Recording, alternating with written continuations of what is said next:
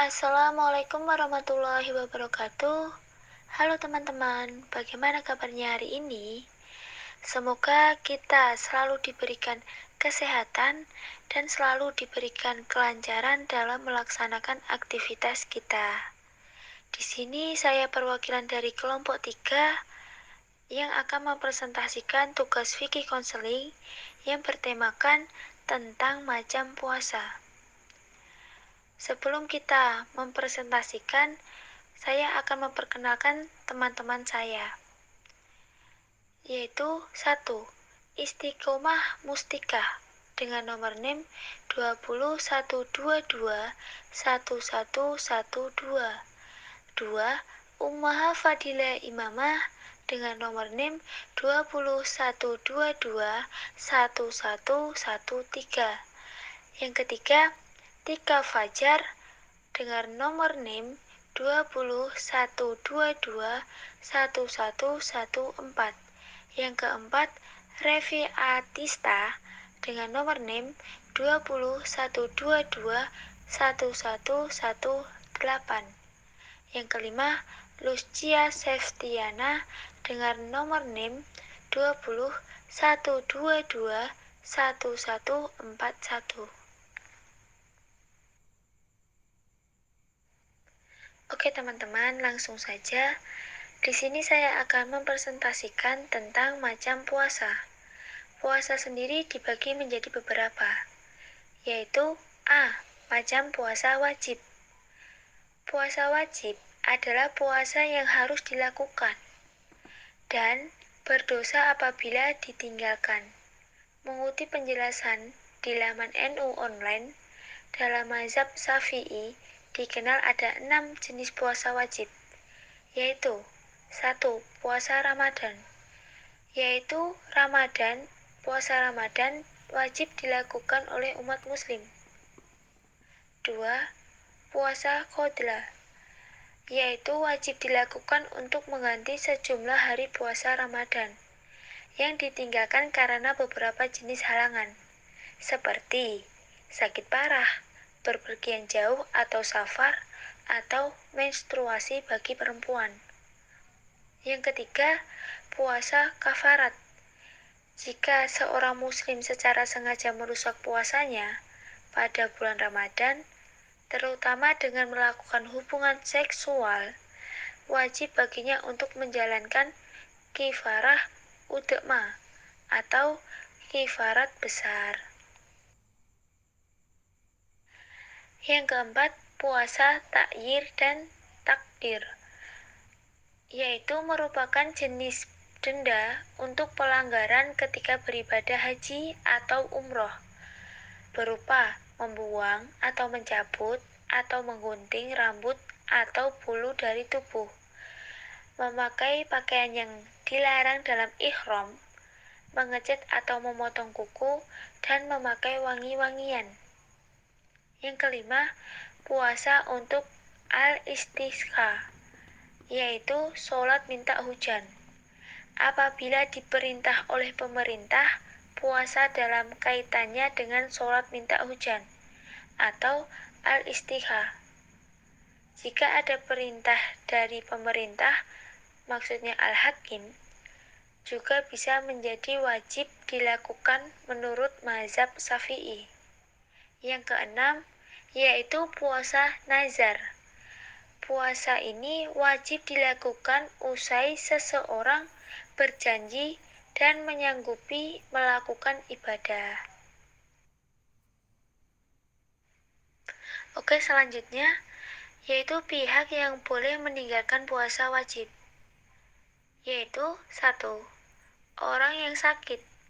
Orang yang sakit diizinkan atau dibolehkan untuk tidak menjalankan ibadah puasa apabila kondisinya sangat menyakitkan.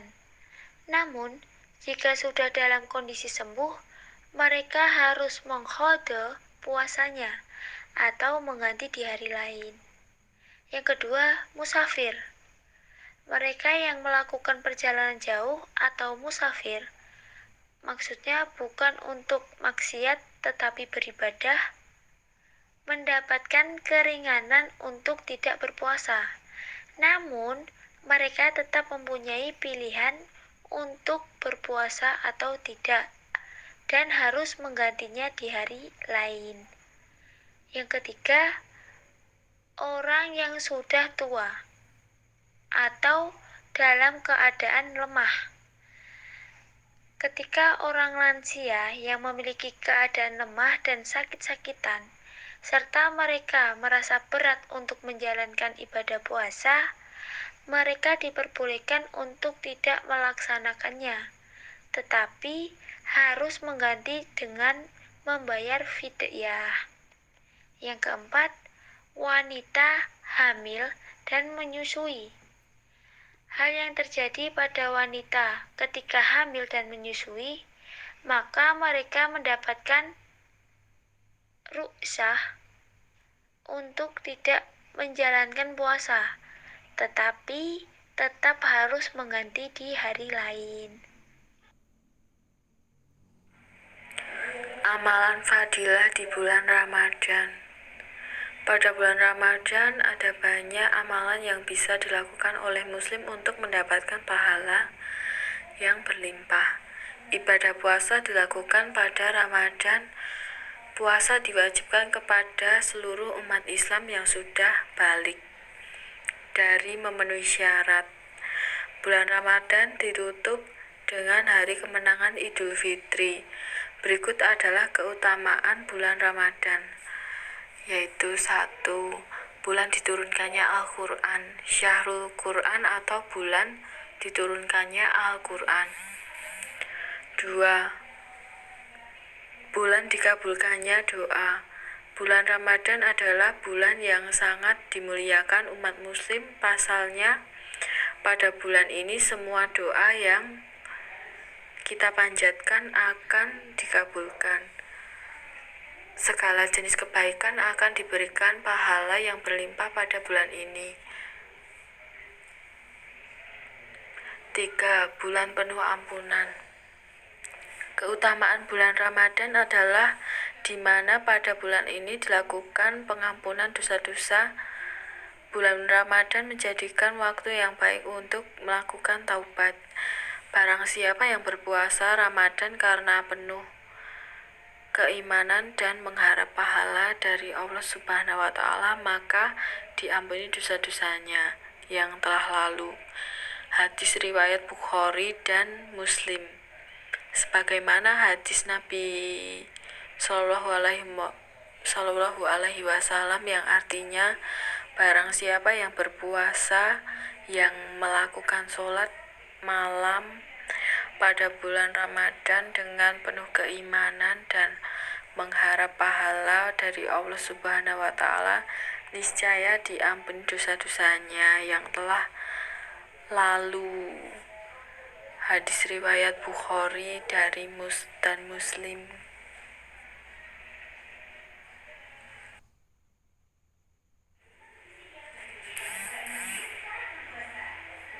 4. Bulan penuh keberkahan.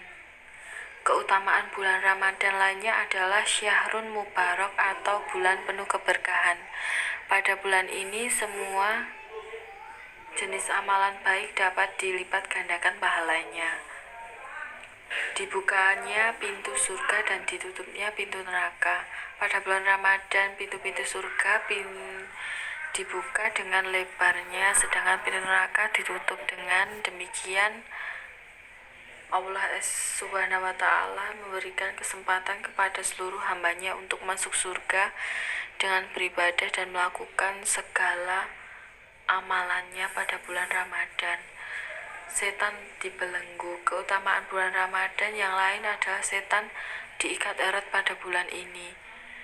Bulan ini menjadi bulan paling suci karena dipenuhi oleh segala kebaikan dan pahala. Malam 1000 bulan. Malam 1000 bulan atau malam Lailatul Qadar adalah satu malam yang hanya terjadi di bulan Ramadan.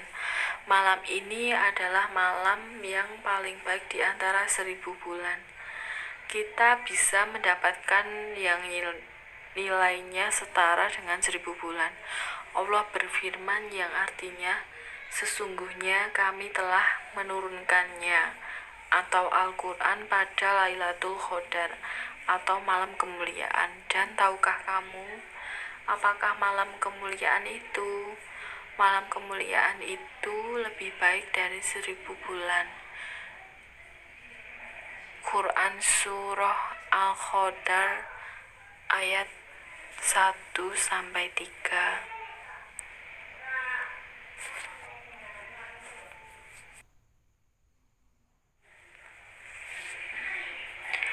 Hukum qada puasa wajib. Puasa Ramadan adalah salah satu kewajiban yang harus dipenuhi oleh seluruh umat Islam di dunia. Namun ada beberapa kondisinya yang memungkinkan seseorang untuk tidak menjalani puasa, misalnya sedang dalam kondisi sakit, hamil, nifas, menstruasi, dan tengah menjadi musafir.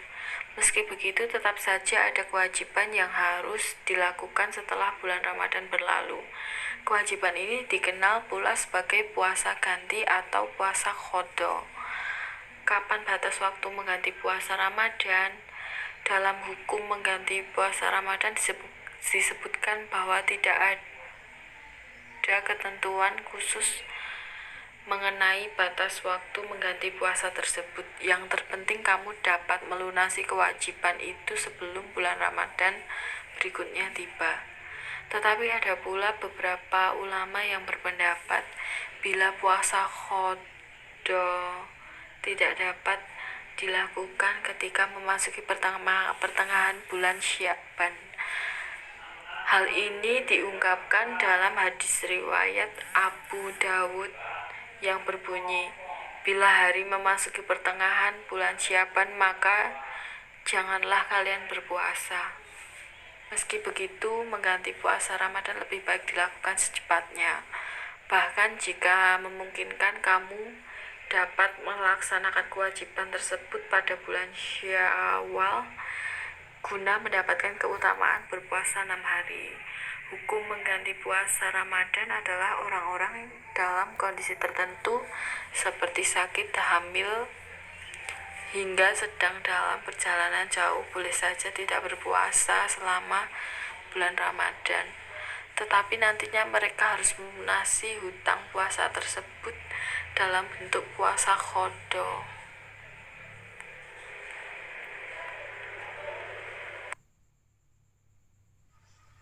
Hukum mengganti puasa Ramadan ini wajib dilakukan sebagaimana telah disampaikan dalam firman Allah SWT, yaitu Quran Surat Al-Baqarah ayat 184. Maka barang siapa di antara sakit atau berpergian jauh, hendaklah ia mengganti syaum pada hari-hari yang lain. Dan wajib bagi orang-orang yang berat menjalankannya untuk membayar fidyah, yaitu memberi makan orang miskin. Barang siapa yang dengan kerelaan hati mengerjakan kebajikan, maka itulah yang lebih baik baginya. Jika sampai saat ini kamu belum menuntaskan hutang puasa sebelumnya, berikut hukum mengganti puasa Ramadan yang perlu diketahui. Berbeda-beda kondisinya bila kamu sengaja menunda atau melupakan puasa qada hingga memasuki bulan Ramadan berikutnya tanpa ada halangan yang berarti. Dalam kasus ini, setidaknya kamu harus membayar fidyah sebesar 1 mud atau setara 540 gram menurut Malikiyah. Bahan makanan pokok atau untuk 1 hari hutang puasa Ramadan. Selain itu, terdapat pula hukum yang berlaku dan telah disepakati oleh para ulama. Di antaranya seperti 1. Hukum qada sejatinya telah ada dan tidak hilang meski telah melewati Ramadan berikutnya. 2. Wajib bertaubat karena menganggap remeh dan sengaja menunda kewajiban untuk puasa ganti tanpa mengalami uzur. 3. Bacaan niat dan doa berbuka puasa ganti. Yang keempat, niat puasa ganti tak ubahnya menjadi bacaan yang serupa dengan puasa Ramadan. Bahkan tata cara pelaksanaannya hingga doa berbuka yang harus dilafalkan pun tidak mengalami perbedaan. Kamu hanya perlu mengucapkan Nawaitu sauma ghadi an qada'i fardhu ramadhana lillahi ta'ala. Sebagai niat awal untuk memulai puasa ganti. Jika bacaan itu terlalu sulit untuk dihafal, kamu pun bisa mencoba alternatif lain, yakni dengan menerjemahkannya dalam bahasa Indonesia. Berikut arti dari niat puasa ganti. Aku niat berpuasa esok hari karena mengganti fardu Ramadan karena Allah Ta'ala. Melakukan niat puasa ganti sama pentingnya seperti kamu ingin menunaikan puasa Ramadan. Tanpa niat, puasa yang kamu jalani bisa dikatakan tidak sah. Kamu bisa mengucapkannya sebelum menyantap menu sahur atau hanya berniat di dalam hati saja. Setelah itu, kamu bisa melanjutkan kegiatan dengan diawali sholat subuh dan membaca Al-Quran. Jika sudah, lakukan puasa seperti pada umumnya dan tunggu waktu berbuka, puasa yang ditandai dengan suara azan maghrib.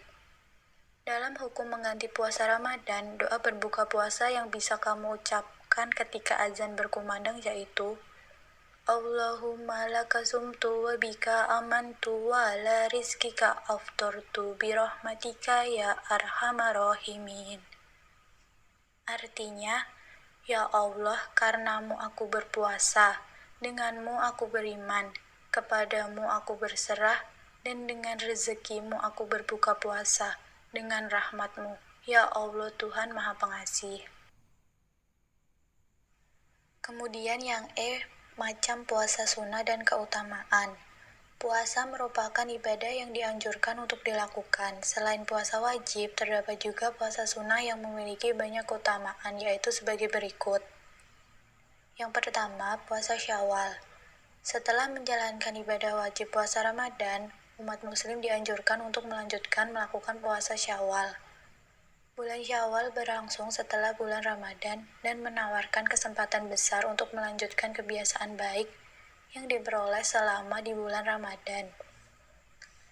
Bulan ini boleh dikerjakan setelah Hari Raya Fitri pertama. Cara pelaksanaan puasa sunnah ini boleh dikerjakan terpisah-pisah, tetapi berurutan lebih afdol. Jadi, puasa wajib bulan Ramadan dan ditambah lagi dengan puasa 6 hari bulan Syawal dianggap seperti berpuasa setahun penuh. Dari Abu Ayyub Al-Ansari berkata, Rasulullah bersabda, barang siapa berpuasa Ramadan lalu melanjutkannya dengan puasa 6 hari di bulan Syawal, maka ia seperti berpuasa setahun. Hadis riwayat Muslim. Yang kedua, puasa Senin Kamis. Puasa Senin Kamis merupakan puasa sunnah yang sering dilaksanakannya oleh Nabi Muhammad. Sebagaimana yang diriwayatkan Aisyah, ia mengatakan, Rasulullah Shallallahu Alaihi Wasallam sangat antusias dan bersungguh-sungguh dalam melakukan puasa pada hari Kamis. Hadis riwayat Tirmizi, An-Nasai, Ibnu Majah, dan Imam Ahmad. Puasa 2 kali seminggu bukan hanya sunnah, tetapi juga bisa menjadi rutinitas yang menyehatkan bagi tubuh. Terdapat studi yang menunjukkan bahwa puasa intermittent adalah kesempatan bagi tubuh untuk membersihkan diri dari limbah dan melanjutkan metabolisme seseorang, membantu membakar lebih banyak kalori. Selanjutnya yang ketiga yaitu puasa Ayyamul Bid. Ayyamul Bid mengacu pada tanggal 13, 14, dan 15 setiap bulan Hijriah. Jadi, mungkin tidak sama seperti bulan dari kalender Masehi. Apabila mampu istiqomah menjalankan puasa ini, kelak dia akan menerima 10 kali lipat di setiap kebaikan, atau seperti puasa 1 tahun penuh. Dari Abdullah ibnu Amr ibnu al-As radhiyallahu anha berkata, Rasulullah berkata kepadaku, sungguh cukup bagimu berpuasa selama 3 hari dalam setiap bulan, sebab kamu akan menerima 10 kali lipat pada setiap kebaikan yang kau lakukan. Karena itu, maka puasa Ayyamul Bid sama dengan berpuasa setahun penuh. Hadis Bukhari Muslim. Yang keempat yaitu puasa Muharram. Hari Asyura atau hari yang jatuh setiap tanggal 10 Muharram, bulan pertama, kalender Islam merupakan hari yang penuh sejarah. Ini memiliki keistimewaan tersendiri di dalam Islam. Rasulullah biasa berpuasa pada hari itu dan memerintahkan umatnya untuk melakukan hal serupa. Tidak ada hari yang lebih baik untuk berpuasa setelah Ramadan selain Muharram. Puasa ini sangat dianjurkan. Hal ini bisa dilihat dari hadis riwayat Ibnu Abbas ketika ditanyai tentang puasa di hari Asyura. Lalu dia berkata, "Saya tidak mengetahui Rasulullah sesungguhnya untuk berpuasa kecuali pada hari ini, yakni hari Asyura." Hadis riwayat Muslim. Yang kelima yaitu puasa Arafah. Bagi mereka yang tidak menunaikan haji, dianjurkan berpuasa 9 hari pertama Dzulhijjah. Tanggal 10 adalah Idul Adha. Secara khusus, hari Arafah yaitu tanggal 9 Dzulhijjah sangat dianjurkan. Dari Abu Hatta radhiyallahu anha meriwayatkan bahwa puasa Arafah dapat menghapuskan dosa setahun yang lalu. Puasa Arafah dapat menghapus dosa 2 tahun yang telah lalu dan yang akan datang. Dan puasa Asyura tanggal 10 Muharram menghapus dosa setahun yang lalu. Hadis riwayat Muslim.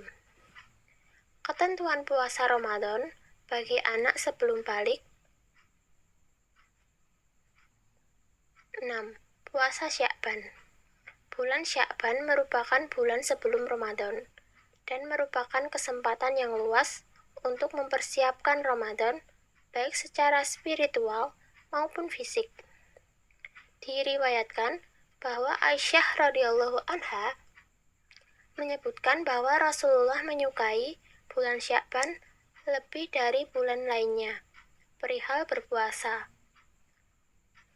Aku tidak pernah melihat Rasulullah berpuasa 1 bulan penuh kecuali pada bulan Ramadan, dan aku tidak pernah melihat beliau berpuasa lebih banyak dalam sebulan dibandingkan dengan puasa beliau pada bulan Sya'ban.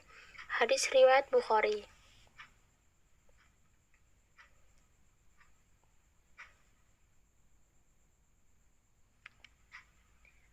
Selanjutnya yaitu macam-macam puasa yang dimakruhkan. Puasa bisa dikatakan ibadah yang sangat istimewa. Betapa tidak, di dalam hadis qudsi Allah Subhanahu wa Ta'ala telah menjamin akan memberikan balasan langsung kepada hambanya yang mau menjalankan ibadah puasa. Namun, tidak selamanya puasa itu dianjurkan atau bersifat wajib. Bahkan, ada kalanya puasa itu menjadi makruh untuk dilakukan. Lalu, apa sajakah puasa-puasa yang dimakruhkan itu? Imam Zakaria Al-Ansari di dalam kitab At-Tahrirnya telah menerangkan beberapa jenis puasa yang dimakruhkan, di antaranya adalah sebagai berikut. 1. Puasanya orang sakit. Orang yang berpergian, wanita hamil, wanita yang menyusui, dan orang yang sudah tua, renta jika dikhawatirkan adanya masyaqqah atau beban yang berat ketika mereka berpuasa.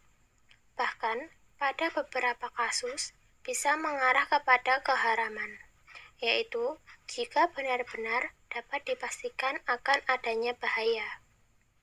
Yang kedua yaitu puasa sunnahnya seseorang yang masih memiliki utang qada puasa fardu yang ia tinggalkan dengan tanpa adanya uzur atau halangan yang jelas.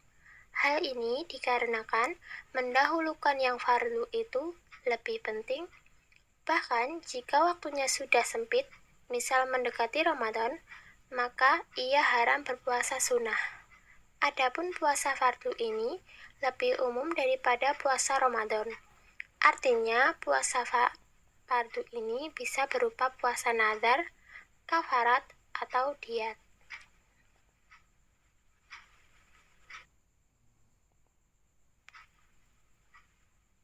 Puasa yang dimakruhkan selanjutnya yaitu yang ketiga, yakni menyendirikan puasa khusus pada hari Jumat, Sabtu, atau Ahad. Karena terdapat hadis yang melarang puasa khusus di hari tersebut. Adapun hadis larangan puasa khusus di hari Jumat tersebut diriwayatkan oleh Imam Al-Bukhari dan Muslim. Dari Muhammad bin Ibnu Abbad, ia berkata, "Aku bertanya kepada Jabir radhiyallahu anha, apakah Nabi Shallallahu alaihi wasallam melarang puasa di hari Jumat?" Lalu ia menjawab, "Iya." Selain Abi Asim, rawi menambahkan, yakni jika ia menyendirikan atau mengkhususkan puasa di hari Jumat. Sedangkan larangan puasa di hari Sabtu adalah sebagaimana hadis yang dinilai hasan oleh Imam At-Tirmizi.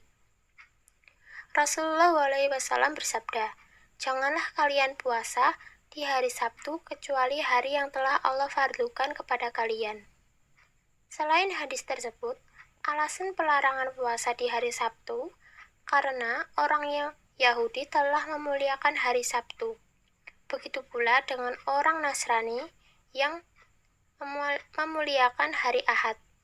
Adapun tambahan dari hari Ahad adalah dari Imam Zakaria Al-Ansari sendiri yang memuliakan hari Ahad,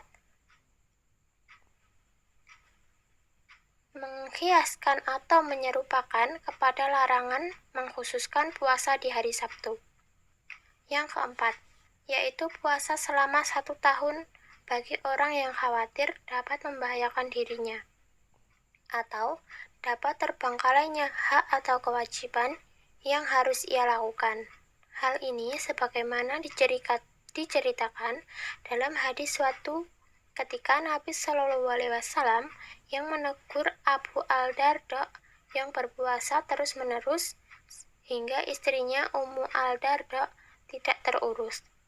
Maka Nabi Shallallahu alaihi wasallam menyuruh berhenti puasa supaya dia memberikan haknya untuk badannya, keluarganya, dan istrinya. Yang kelima yaitu puasa di hari Arafah bagi orang yang menunaikan haji. Hukumnya adalah khilaful aula, yakni menyalahi hal yang lebih utama, yaitu disunahkan tidak berpuasa lagi bagi orang berhaji, karena mengikuti Nabi Shallallahu alaihi wasallam dan agar ia kuat dalam melaksanakan doa dalam berhaji. Wallahu a'lam bishawab.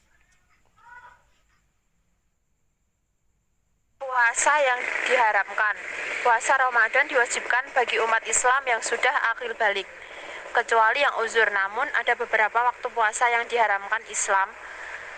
Dalam kitab Minhajul Muslim yang ditulis oleh Syekh Abu Bakri Jabir Al-Jazairi disebutkan, 1. Puasa hari Idul Fitri dan Idul Adha. Diriwayatkan Umar bin Khattab berkata, 2 hari yang dilarang Rasulullah Shallallahu alaihi wasallam untuk berpuasa yaitu hari kalian berbuka dan puasa kalian, dan hari di mana kalian memakan hewan kurban kalian. Hadis riwayat Muslim.